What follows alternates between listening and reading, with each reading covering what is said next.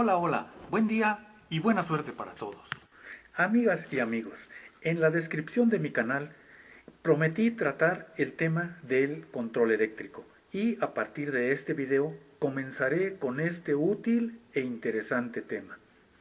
Pero para comprender mejor este tema, veamos algunas definiciones de control eléctrico. ¿Qué es el control eléctrico? Definición de control eléctrico. El control eléctrico es un conjunto de elementos interconectados con el propósito de automatizar maquinaria industrial, un proceso de producción industrial o una instalación eléctrica. Nuestro tema número 1 será la simbología eléctrica americana, pero veamos, ¿qué es la simbología eléctrica? Definición de simbología eléctrica. La simbología eléctrica es la representación gráfica de cables, conexiones, dispositivos, instrumentos y otros elementos que componen un circuito de energía eléctrica. Este circuito puede ser un circuito de control o un proceso de producción industrial o una instalación eléctrica. ¿Por qué es tan importante la simbología eléctrica?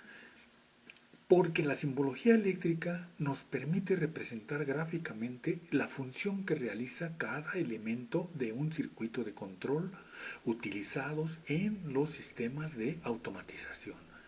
¿Qué países utilizan la simbología americana? La simbología americana se utiliza para elaborar diagramas y planos de control de maquinaria industrial fabricada en Estados Unidos y en Inglaterra. El objetivo particular de este tema es aprender la funcionalidad de la simbología americana utilizada particularmente en los sistemas de automatización de maquinaria industrial. En este video número 1 veremos las partes de un arrancador y su funcionamiento. Amigas y amigos, existen dos clases de arrancadores magnéticos. Los arrancadores a tensión plena y los arrancadores a tensión reducida. En este video número 1 trataremos particularmente los arrancadores a tensión plena. Se conocen también como voltaje de línea. El arrancador a tensión completa realiza la conexión directa del voltaje de línea a un motor de los denominados jaula de ardilla. Con este tipo de arranque, el motor alcanza su torque máximo y la corriente que consume durante el arranque es de 2.5 a 10 veces la corriente de plena carga del motor, razón por la cual este tipo de arranque solamente se utiliza en los motores que van desde una fracción de caballo de potencia hasta 10 caballos de potencia. Aunque este arrancador ya esté descontinuado, sin embargo, todavía siguen existiendo en el control de muchas máquinas.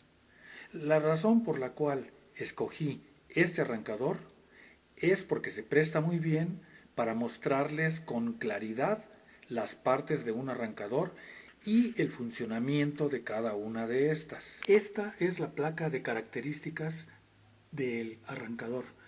Siempre es muy importante que lean las placas de características de cualquier dispositivo eléctrico con el que ustedes trabajen.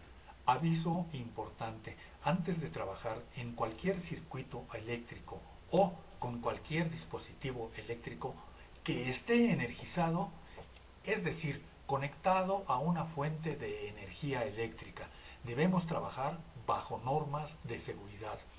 Utilizar equipo de seguridad para nuestra protección personal y utilizar las herramientas adecuadas en buen estado de uso. Por favor, utiliza tu equipo de seguridad. No te arriesgues a trabajar electricidad sin tu equipo de seguridad. Siempre utiliza tu equipo de seguridad personal.